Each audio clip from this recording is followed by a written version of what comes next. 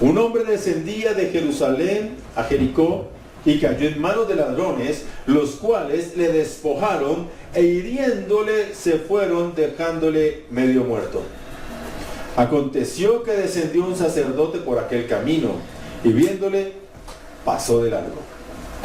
Asimismo un levita, llegando cerca de aquel lugar y viéndole pasó de largo. Pero un samaritano que iba de camino vino cerca de él y viéndole fue movido a misericordia y acercándose vendó sus heridas, echándoles aceite y vino, y poniéndole en su cabalgadura lo llevó al mesón y cuidó de él. Otro día al partir sacó 2 denarios y los dio al mesonero y dijo: cuídamele, y todo lo que gaste de más yo te lo pagaré cuando regrese. ¿Quién pues de estos 3 parece que fue el prójimo del que cayó en manos de los ladrones? Él dijo: el que usó la misericordia con él. Entonces Jesús le dijo: ve y haz tú lo mismo. Amén. Amén. Siglos antes había una discusión entre los samaritanos y los judíos. De hecho, se había dividido el reino del norte, reino de Israel, sur, reino de Judá, y los del reino del norte se mezclaron con sus invasores, que fue Babilonia, fue Siria, mientras que el reino del sur fue invadido por Babilonia. Los del norte se mezclaron con todos sus invasores y los del sur no se mezclaron.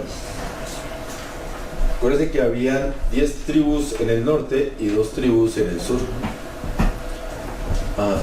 Esto fue el motivo, uno de los tantos motivos por los cuales los de Judá no se hablaban y habían peleado con los de Israel, porque ya no se consideraban puros, sino completamente mezclados.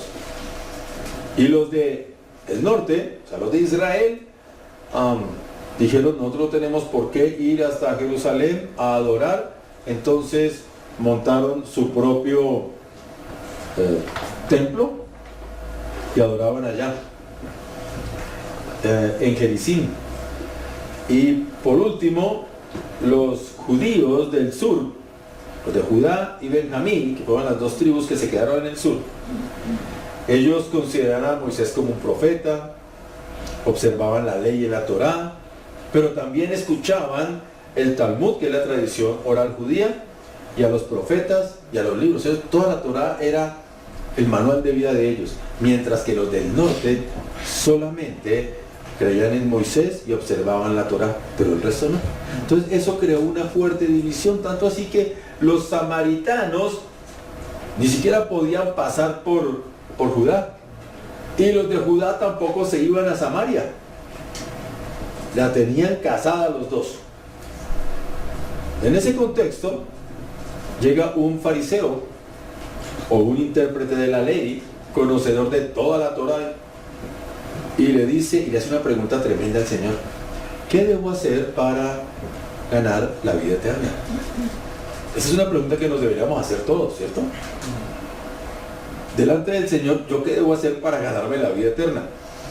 Y el Señor le dice: ¿qué está escrito en la ley? Entonces él leía, y leyó Deuteronomio capítulo 6, donde dice cuál es ese mandamiento poderoso: que amarás al Señor tu Dios con todo tu corazón, con toda tu mente, con todas tus fuerzas, y a tu prójimo como a ti mismo. Pero como estos eran de los que no se querían, no querían perder una, le dijeron: y bueno, Señor, ¿y quién es mi prójimo? Pensando en los samaritanos que estaban allá al lado, como para decirle: no, usted me va a poner a amar a mi enemigo. Y entonces el Señor le cuenta esta parábola. Y esta parábola, yo estoy investigando y mirando, ¿no? Y esta parábola ha sido una de las parábolas más estudiadas desde nuestros desde la patrística, de los padres de la iglesia, Orígenes, Agustín, ellos hablaron y buscaron sobre esta parábola todo ese tipo de revelación para explicar qué significaba. Y en estos, venga, les digo cuántos versículos son. En estos 6 versículos el Señor hace una descripción impactante de lo que es el plan de salvación de Dios y de su iglesia. Y vamos a ver paso a paso esta revelación. Encontramos varios sitios y varios personajes importantes. ¿Qué ciudades encontramos acá? ¿Qué ciudades había? Habían 2 ciudades. Jerusalén y Jericó. Muy bien. Jerusalén era el sitio sagrado, el lugar donde estaba el templo, donde la gente iba a orar y a adorar. Mientras que Jericó había sido construida como una megápolis, llamémoslo así, con influencias romanas, y era una ciudad bellísima, grande, tanto así que Herodes tenía su palacio de descanso en Jericó. Tengamos eso ahí presente, esas 2. ¿Y por qué son importantes estas 2 ciudades? Porque en el contexto en el cual el Señor le habla a este hombre de la importancia de la salvación, Jerusalén está representando el cielo, está representando el lugar donde habita Dios, mientras que Jericó es el mundo. Y el hombre, dice, y el hombre venía de Jerusalén e iba para Jericó. Y ese hombre que venía de Jerusalén e iba para Jericó, en el camino fue atacado por los ladrones. Y le despojaron de todo lo que tenía, lo hirieron y lo dejaron medio muerto. Pues ese hombre es la representación de Adán, es la representación del hombre que ha pecado y que dejó su condición de santidad del lugar santo donde estaba el lugar de la adoración, donde estaba la presencia de Dios, y decidió por sus propios medios irse para el mundo. Pero en ese camino se encuentra con aquel que ha tramado todo para que el hombre se aparte del plan original de Dios, y es que Dios quiere que esté siempre el hombre en su presencia y que pueda disfrutar de la gloria y que pueda disfrutar de la paz y que pueda disfrutar de la esperanza. Entonces este hombre, que es símbolo de esa humanidad caída, sin esperanza, envuelta en las cosas del mundo, ese hombre es el hombre que ha caído por el pecado. ¿Y qué ha pasado? Lo despojaron. No habla de dinero, ¿cierto? Habla más bien, cuando a uno lo despoja es como si le quitaran la ropa, lo que llevaba puesto. Se entiende que cuando se habla de despojar de esas ropas, es que el enemigo, ellos le quitaron lo que cubría su vida, ¿no? Acordémonos con Adán y Eva. Cuando Adán y Eva se dan cuenta que están desnudos, ellos se sintieron despojados, ¿no?, de la gloria de Dios, y trataron de cubrirse ridículamente con hojitas de parra. Pero después el Señor los cubre con las pieles de las ovejas que sacrificó. Pues este hombre representa a aquel Adán que se ha quedado sin las vestiduras de Dios, sin la vestidura de la gloria de Dios, y ha quedado completamente desnudo y expuesto. Él ha perdido su inmortalidad, él ha perdido su incorruptibilidad. Este hombre ha perdido todo lo que tenía antes en la presencia de Dios. Ha perdido su manto de inmortalidad, ha perdido su manto de obediencia. Mire, el pecado ha causado que este hombre ahora esté completamente a merced del enemigo. Este Satanás, representado en los ladrones, es organizado, dice unos ladrones. El trabajo de los ladrones era robar, ¿cierto? Y nadie se levanta un día diciendo, ay, voy a ser ladrón y voy a robar. No, eso es premeditado, organizado.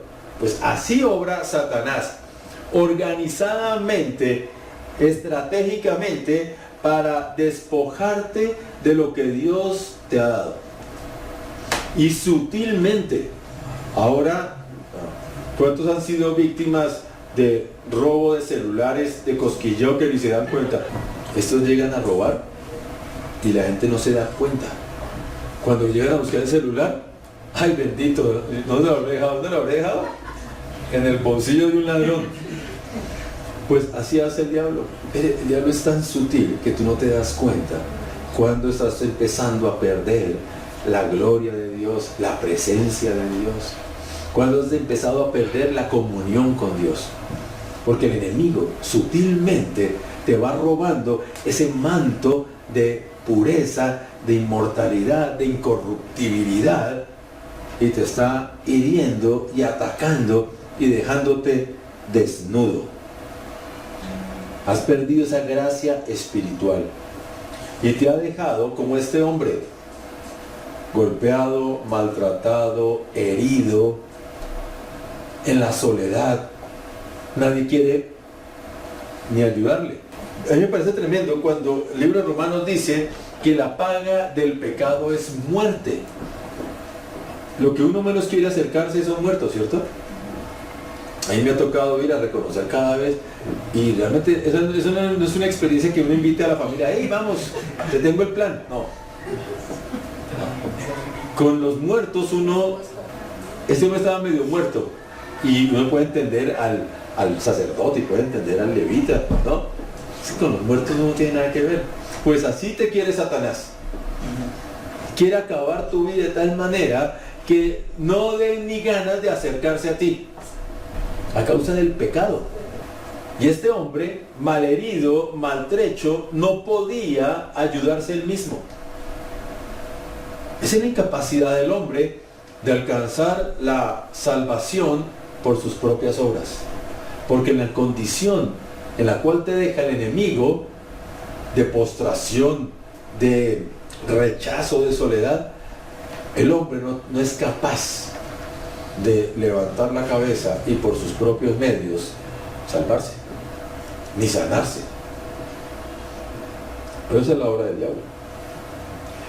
Vemos a este sacerdote que dice que venía por el camino, ¿cierto? Dice, lo vio y pasó de largo. El sacerdote representa a la ley de Moisés. Una ley que carecía de poder para salvar. Una ley que hacía que el hombre únicamente reconociera su pecado, pero no podía hacer nada para salvarlo. Son estos hombres llenos de religiosidad.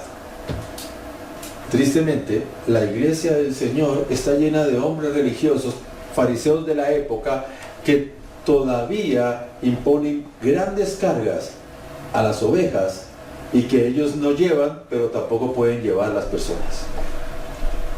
Fariseos, hombres que impiden que la gracia de Dios toque el corazón de cada uno de ustedes, porque les imponen cargas de religiosidad, cosas de hombre que las quieren hacer pasar por espirituales,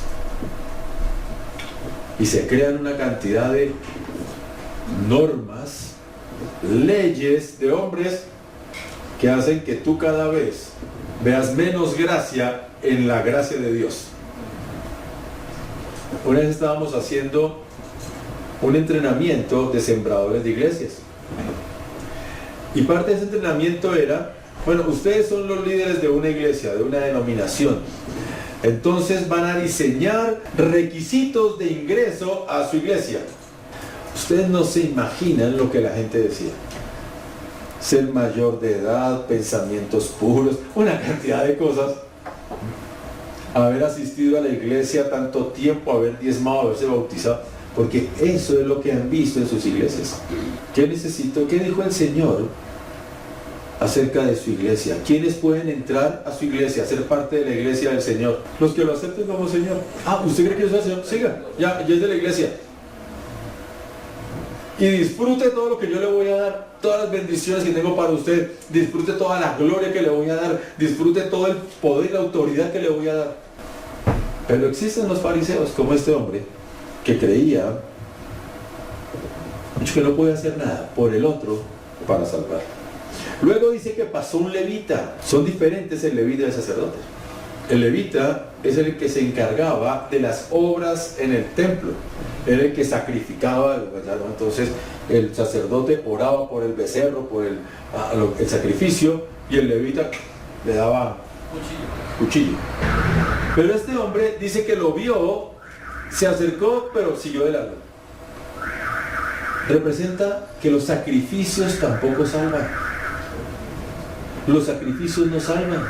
La ley sacrificial no era para salvación. La ley sacrificial era para que la gente viera y la representación del último sacrificio suficiente, que era Jesús de Nazaret. La sangre apenas te cubría un poco, pero la verdad es que Jesús le estaba diciendo, es que ese sacrificio no era suficiente. El único sacrificio suficiente, absoluto, total, la única sangre que tenía poder era la sangre de Cristo, no la sangre de los corderos derramadas allá en las paredes del templo. El único sacrificio suficiente y único fue el sacrificio del Cordero de Dios, de Jesucristo. No había otro sacrificio que pudiera salvar. Solamente el que fue aceptado por el Padre. Digo, ese es mi Hijo amado. Mira, y Él se sacrificó por una humanidad caída, una humanidad en pecado. Eso está tremendo. Y de pronto aparece un personaje que no lo querían los judíos, los samaritanos. Y apareció un samaritano, el enemigo público número 1 de los judíos. Dice que iba de camino. Este samaritano tenía un propósito. Él no pasaba por ahí como los otros. Él iba de camino, él iba con un propósito. Dice que llegó cerca a él y viéndolo, ¿qué dice que tuvo? Misericordia. Y luego se acercó y vendó sus heridas, le dio vino y aceite, lo cargó, lo montó en su caballo y se lo llevó. Este samaritano sería el símbolo ¿de quién? De Jesús. Es la representación, el símbolo de Cristo, que busca intencionalmente a las personas. Mira, puedes haber estado huyendo de Dios, puedes haber estado inmiscuido en las cosas del mundo, en las filosofías del mundo, en las estrategias del mundo, pero Jesús intencionalmente va detrás de ti. Amén. Y va a buscarte porque sabe que estás en la condición de este hombre. Jesús intencionalmente se acerca a ti. Jesús intencionalmente reconoce la necesidad que tienes de ser sanado, de ser salvado, de que el dolor, la angustia, la aflicción, la tristeza, la pobreza, el desánimo, la desesperanza que puedas tener en tu corazón, Él es el único que puede vendar tus heridas, porque derramará de su amor y de su misericordia sobre tu vida. Amén. Amén. Un aplauso al Señor. Amén. Cuando se habla del amor, de la misericordia, ¿no? Se habla de ese amor puro de Jesús. Es ese amor que le duelen las entrañas por la condición del hombre. Esa es la misericordia que expresó este samaritano por este hombre que estaba ahí medio muerto. Y para vendar las heridas, usan unas vendas, ¿no? Lo vendó. Pero para nosotros, espiritualmente, ¿cuáles serán esas vendas? El Señor habla de una fórmula de salvación, y es amor, fe y esperanza. Díganme si ustedes, recibiendo de Dios el amor de Dios, la fortaleza de la fe y la esperanza, no se sienten vivificados. Yo creo que abren otra vez los ojos y dice, wow, si hay posibilidad de seguir adelante, ¿no? Ya tengo fuerzas. La esperanza da fuerzas, la fe da fuerzas, el amor, ¿cuánto más? Este hombre necesitaba que llegara el samaritano, lo vendara, pero también le derramara del amor, de la fe y de la esperanza. Y le echa vino, cuando el alcohol tiene la propiedad de desinfectar, de ser un antiséptico. Pues obviamente en las heridas se las echaba. Ese vino representa la sangre de Cristo, derramada en nuestras heridas para sanidad. Acuérdense que dice que la palabra nos dice que por la llaga de Jesús nosotros fuimos sanados, que Él en la cruz llevó nuestras enfermedades. La cruz no quedó limpia después de que Jesús estaba sacrificado ahí. La cruz quedó untada de sangre, lavada de sangre para sanidad de las naciones, dice la Biblia, para tu sanidad. Cuando en el Nuevo Testamento se habla de sanidad, se iguala la palabra salvación. Acuérdense de la mujer samaritana también. Acuérdense de la mujer del flujo de sangre. Cuando ella tocó el manto, ella fue sana. Y el Señor dice, tu fe te ha salvado, no sanado, ¿no? Porque es exactamente lo mismo. Y el aceite, pues es el símbolo del Espíritu Santo. Jesús llega con todo, porque sabe que tú necesitas su sangre que limpia tu pecado, que sane tu vida, y necesitas la unción del Espíritu Santo para que empieces a llevar una vida cristiana victoriosa. Una unción sobre la vida de nosotros. Todo el que ha recibido a Cristo en su corazón y ha entendido que solo no podía, recibe del Señor el aceite y el vino. Y somos vinos nuevos, odres nuevos, para que el vino que Dios derrama sobre tu vida produzca el efecto deseado. Eres Nanita hablaba hoy hacer una vasija. Eres una vasija en donde el Señor va a derramar de su aceite. Y cuando tú pones el aceite en una vasija y lo enciendes, ¿cierto? Se hace combustión, ¿cierto? Bueno, y vas a empezar a dar luz. Eso hace el aceite en tu vida, el aceite del Espíritu Santo. Entonces daba a entender que lo único que podía salvar y limpiarte el pecado no eran los sacrificios, no era la ley, era la sangre de Cristo, la única que podía limpiar los pecados. Luego dice que lo monta en una cabalgadura. Ese también es un personaje que aparece ahí, ¿no? Bueno, la cabalgadura son esos siervos de Dios que cargan que desfallece y lo llevan y le dicen, mire, venga, lo voy a llevar al mesón o a la posada o al hospital para que usted sea sanado. Y es gente que siente carga por la vida de otras personas. Hay mucha gente que siente carga. Dice, pero mire, esta gente está viviendo en la ignorancia espiritual, está viviendo en el dolor y la angustia. Yo tengo la respuesta, yo lo puedo llevar al hospital espiritual, al mesón, al hostal, al faro. Amén. Y eso va unido. Entonces hay muchas cabalgaduras. Hay hombres que son cabalgaduras, que sienten esa carga por el que está enfermo, herido, afectado, dolido. Y gloria a Dios por esos que cogen y se echan al hombro a esas personas y los llevan donde su sanador. Amén. Y llegan al mesón.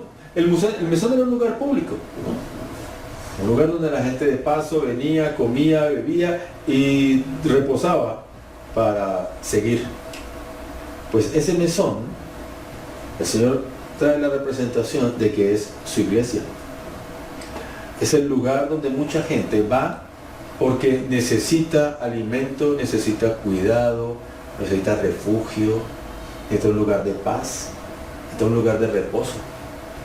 Gloria a Dios por las personas que llegan a la iglesia del Señor sin que tengan necesidad de nada. Conozco muy poquitos. Todos tenemos necesidad de algo. Cuando yo recibí a Cristo, la primera vez que fui a una iglesia cristiana, yo no sabía lo que necesitaba ni lo que estaba buscando, pero ese día entendí lo que estaba buscando. O sea, sí necesitaba. Yo siempre andaba en una búsqueda y estuve en la nueva era, en no sé qué, una cantidad de... Pero ese día entendí que yo necesitaba algo y ahí lo encontré. Algunos llegan a la iglesia porque dicen, mire, allá van a orar por usted para que se sane, y amén, se sanan. Otros llegarán, no, necesito una consejería porque mi hogar está destruido. Gloria a Dios. Alguien va y los trae y dice, mire, hable con los pastores, hable con los de parejas, hable con ellos y le van a dar dirección. Otros porque no tienen un peso, y gloria a Dios. Otros porque están huyendo. Los motivos por los cuales tú llegaste a la iglesia, tú sabes cuáles. Pero este era el mesón que estaba abierto y dispuesto. Y no viniste solo. Hubo una cabalgadura que te trajo. Amén. Hubo una cabalgadura que te trajo a este lugar. Y en ese lugar le dice el samaritano, no se pobre, lo cuida, le da alimentos, le da de beber. Si necesita más cosas, no hay ningún problema. Yo pago esa cuenta. Y está el mesonero. Diga el mesonero. El mesonero soy yo. ¿Por qué no dicen? Digan. El mesonero soy yo. No se asusten. El mesonero. El mesonero es el que cuida de ese enfermo, de ese afligido. El mesonero es el que tuvo esa responsabilidad. Y esa responsabilidad se la dio el samaritano, que ya sabemos que es Jesús. ¿Cuántas personas Dios ha puesto en tu vida y te ha dado esa encomienda de que lo cuides, de que lo alimentes, que veas por él? Amén por esos que han tenido esa responsabilidad, esos mesoneros, llamémoslos pastores, líderes, que el Señor ha visto en usted esa capacidad, ese llamado, y dijo, mira, aquí le traigo a este moribundo, medio muerto, dice. Tremendo, ¿no? Y está el samaritano nuevamente diciéndole lo siguiente, y me parece poderoso. Le dice, cuando regrese, yo te voy a traer una recompensa. Y está hablando de su segunda venida. El Señor va a volver y va a coger al sacerdote y dice, oiga, sacerdote, ¿qué pasó? Levita, venga para acá. Samaritano, venga para acá. Cabalgadura, muestre ahí. Mesonero, soy yo. Entonces dice, el mesonero soy yo. Y dice, y va a tener la recompensa por todo lo que tú hiciste por este hombre moribundo, por este medio muerto. El libro de Romanos dice que ningún trabajo para el Señor es en vano. Ninguna obra que tú hagas para rescatar a la humanidad caída es en vano. Tiene recompensa de Dios. El hombre caído es toda aquella persona que no ha tenido a Cristo en su vida. No importa su condición social, su lugar de nacimiento, en dónde vive, qué hace. Toda la humanidad que no tiene a Cristo en su corazón está caída y está atacada por los ladrones de Satanás y están heridos y afligidos. Y tú puedes ser esa cabalgadura, tú puedes ser ese mesonero que va a recibir la recompensa del Señor. Y miren lo que le dice, cuando Él te pida algo, lo que necesite, dale, que yo lo cubro. Miren, eso es un cheque en blanco que el Señor te giró. ¿Ustedes se imaginan eso? Que a uno le digan, imagínense en el mejor hotel de Bogotá, que ustedes lleguen allá y alguien le dice, usted pida lo que quiera, yo pago. Usted haga lo que quiera, yo pago. ¡Wow! ¡Qué papayazo!, ¿no? Pues así hizo el Señor contigo. Amén. Le dijo, mire, todo lo que tú hagas no hay problema, yo lo voy a pagar. Yo te voy a recompensar todo lo que tú hagas. Maravilloso. Un cheque en blanco que nos giró un cheque en blanco a tu favor. Y para certificar después, cuando Él venga, si hiciste lo que tenías que hacer. ¿Cierto? ¿Eso fue? Te doy carta libre, vía libre, todos los recursos estarán a tu disposición, pero tienes que hacer lo que yo te dije que hicieras. Cuídame a ese hombre que estaba moribundo, levántalo, ayúdalo. Gloria a Dios. ¿Y tú con quién te identificas? ¿Con el mesonero? ¿Con la cabalgadura? ¿Con el ladrón? Bueno, no creo. Espero que no. ¿Con el levita? ¿Con quién se está identificando? Tu corazón se inclina a ser... A veces estamos llenos de religiosidad. Somos como unos sacerdotes que queremos que nos nombren, nos digan, uy, pastor, apóstol, ¿no? Excelentísimo. No. O con el levita. Mire, este mundo está lleno de levitas. La gente aquí sube a Monserrate. ¿Sabes qué es Monserrate? Monserrate es un cerro, aquí al oriente de Bogotá, donde arriba hay un santuario, ¿cierto? Y se llama del Señor Caído, Señor de Monserrate. Y la gente sube de rodillas, eso es una montaña así, y suben de rodillas. Otros, y se echan piedras o frijoles en los zapatos y suben caminando. Son levitas, quieren sacrificarse para agradar a Dios. Y yo les digo una cosa, la Biblia dice que ni lo alto, ni lo profundo, ¿qué más?